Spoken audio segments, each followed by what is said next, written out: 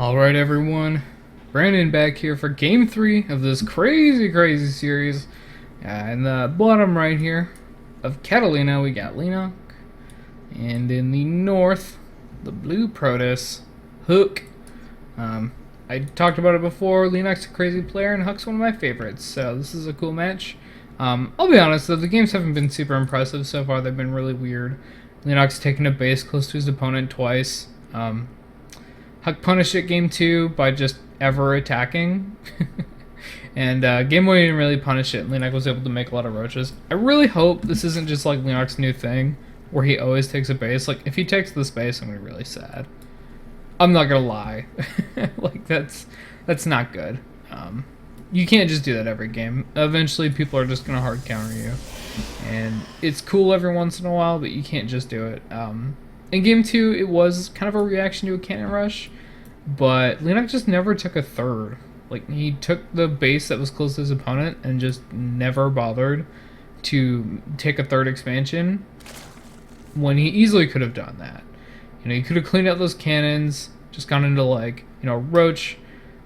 You get like 5 roaches even. You can clean out those cannons with a queen or something. A couple lings. And then you can just play an actual game. Instead, he just like just decided that if HuK ever moved out, he was dead. So here we see Leenock taking his natural. I approve, Leenock. Thank you. I appreciate that. Even if you roach all in from here, at least it's like a standard build. I guess I shouldn't say that. At least it's like a reasonable build. Alright, yeah, HuK taking a pretty quick base of his own, actually.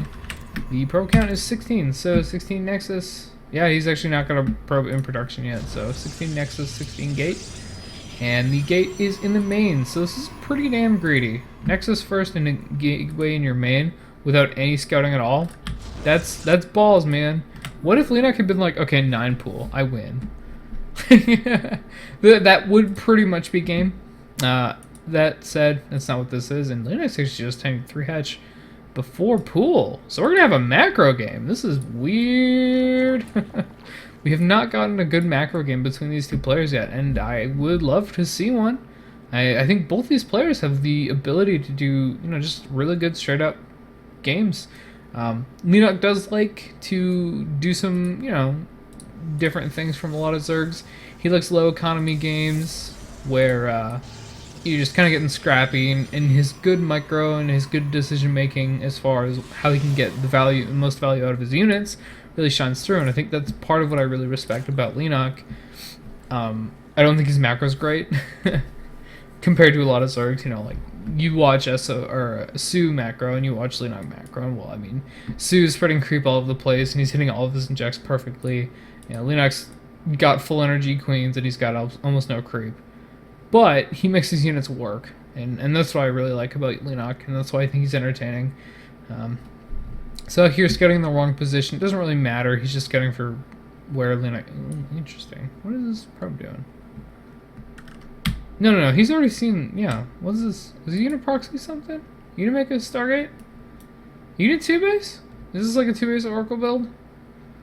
This might be a 2 base Oracle build. If he throws down a pylon on a Stargate, then I'll be... intrigued. I can't blame him. I think, you know, Catalina is a really hard map to take a third on if you don't do some kind of damage first. And if you take that into consideration, you know, maybe you just want to just do a 2 base build. I personally love my 2 base builds. I'm not gonna lie. If you hit me on ladder, I'm probably gonna 2 base you. That's how it works in this matchup. If it's PvT, I'll macro. If it's PvP, I'll 1 base you. And if it's Protoss vs Zerg, I'm a 2 base.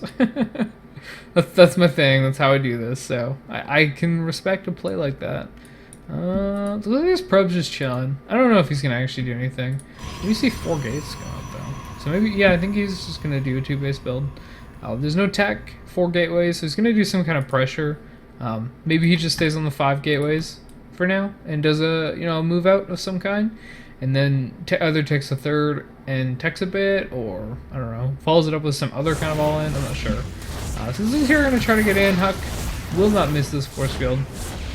Those are not, you know, not the easiest force fields to get, but HuK has been playing this game, you know, since beta. He knows how to force field that. Anyone who's really played that long will. I think it's funny, we saw a lot of the Kespo pros where when they switched over miss force fields like that, they just didn't have the experience that a lot of the other players did. And you watch and be like, well, your macro's so good and you're just so solid and you understand, you know, how to move out, and you don't get the actual timings yet because it's been, you know, you haven't played StarCraft very long. But we can see talent, and then all the ESF players are getting like perfect force fields, but you can tell that, you know, their macro just doesn't. They don't practice the same way, and their macro just isn't quite as good. This is just really interesting way to see it. And it looks like, oh, okay, I completely missed this. HuK is moving out. He's doing a 5-gate pressure, which is pretty sweet. Builds like these are really cool. They let you take a third. They let you tech if you want to, and they also just let you do an all-in. So I respect the all-in. Oh, that's not good though. You don't want to lose your militia core. You definitely want to keep that alive. This is a bunch of zealots though. I doubt that he would be recalling. Looks like he's just going to kill this third. I think HuK should get it. You know, if he focuses it with some zealots and has the other ones fight. Even moves like this, where you're just leaving some zealots in a bad engagement and you're killing a base, it's fine. When we're working in so many zealots, you actually have to get the pressure done, or the damage done. And, wow, okay, I guess he's just going to win a fight on this front and kill the base. HuK gets it all.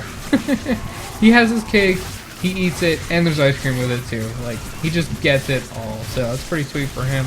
Getting quite a bit of damage done here, trading okay with the links. Oh, sentries! You need to be careful. This is a risky move. The third day go down, he's pulling these zealots up, but you absolutely cannot fight with those sentries if you don't have some kind of zealot support. He does now have some zealots, but I think it's time to go home. There's a lot of lings out right now. There are actually, well, there's only 13. 14 lings out? That's not bad at all, actually. He can definitely fight this. I thought it was a lot more, but I guess not. So there's a decent amount of lings. You know what? Yeah, just keep going, man. There's no reason not to. These lings, you know, if he's concentrating on these pounds, I think HuK's okay with that. If I were HuK, I would be pushing into the natural right now and saying, okay, you can kill those pylons. I have enough units anyway. If you get a force field right here, and they don't have a third, you're dealing with a natural, and you have so many units it doesn't matter. Looks like that's actually kind of what HuK is doing. He cannot let these roaches get up a ram. He needs the force field. Okay, that's really good force field right there. Catching all these queens and the roaches, letting the zealots just deal so much damage. That is the problem with zealots. You know, they're melee, but they do so much damage.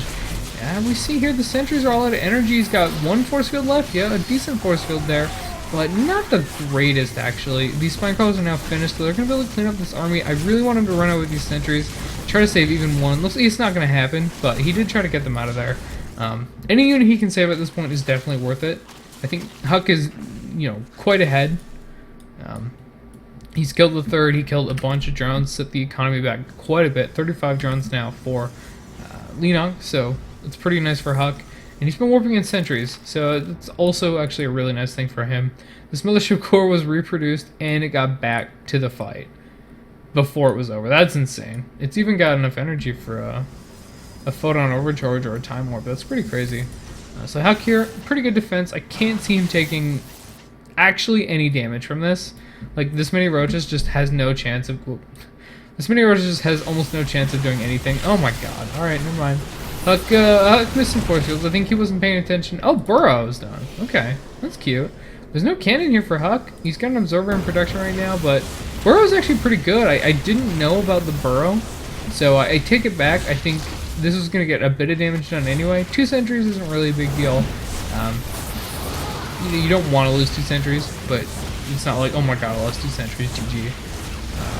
So you can still do pretty well here. And, nice force fields. I think Leenock has overstayed his welcome a bit here. It looks like HuK is actually pushing some zealots, but they're just fighting spine crawlers. It's not great. It's not the worst. HuK's going to be able to kill at least the first spine crawler. I think probably the second one. Yeah, should be able to get the second one as well. And meanwhile, the roaches have been cleaned up. Problem for HuK, he lost all his sentries but one. Quite a few sentries had been warped in, so that's actually a pretty big deal. Leenock's trying to take his third. I don't think HuK is going to let that happen, though. He definitely wants to pressure it. He's got his army on the map. His army's just better. He's got detection, so the burrow's cute and all. The burrow movement now as well, so these roaches are going to regenerate really quickly while underground. But, you know, having cute tech doesn't really beat just having units. A lot of the time, people forget that you just have to have stuff that kills other stuff. Oh, nice time warp there. to catch these retreating roaches. These are all going to die. Almost for sure, yeah. I mean, even having the Zelda flank. Now an Immortal's out as well. This is not looking good for Leenock, guys. I think HuK's just going to kill him. This base is certainly dead. You know, you can just cancel that whenever you want. You do want to make sure you get the cancel off. That would be pretty bad if he just doesn't get it. Oh my. Okay. So he let it die. That's not good. Definitely wanted that money. I think he should have canceled it a while ago and brought the drone back and try to save it. I don't mind the choice here of just going for a counterattack. I think Leenock has correctly surmised that he's just not going to be able to kill his army. It's just not going to happen. It's going to kill pretty much everything. They're going to pull in drones here to try to stop it, and they still just kind of walk over. The spines are now done, so it is, you know, maybe not great for HuK. Maybe he has to go home. And, you know, the roaches aren't inside the base, so they're doing a pretty good job. The problem here is the Immortal. I really wish you'd just hold position these roaches. I love doing that. I don't like attacking with my workers almost ever. Unless you're tearing you during an SCV pull, in which case, you know, that's pretty much what they're for. Yeah, I don't know. I love hold position micro with workers, but yeah, this wasn't gonna work for Leenock. This Immortal here, 4 sentries were warped in, so he's got some more force fields. 2 really good ones right here. The cannons are providing detection, so they can't even burrow and get away, and you know, just some Immortal's just gonna get so many kills as well. You know, Leenock can never hold this. So, yay, +1 for the good guys. HuK winning. I'm gonna say +1 for the good guys because I'm a huge HuK fan. Looking at the economy here, also Leenock was just had on nothing. So, yep, this is pretty well played by HuK. I like the ideas in this game, and the final push there was just kind of way more than Leenock can handle. So thank you guys for watching. Much appreciated.